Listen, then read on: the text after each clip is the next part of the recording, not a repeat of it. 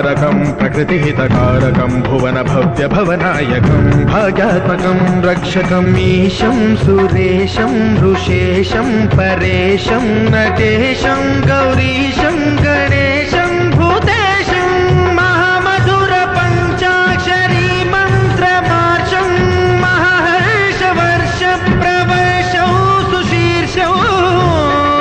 नमो हराय च स्मरहराय च पुरहराय च रुद्राय च भद्राय च इन्द्राय च नित्याय च निर्निद्राय च महाप्राणदीपं शिवं शिवं भजे मञ्जुनाथं शिवं शिवं डं डं डं डं डं डं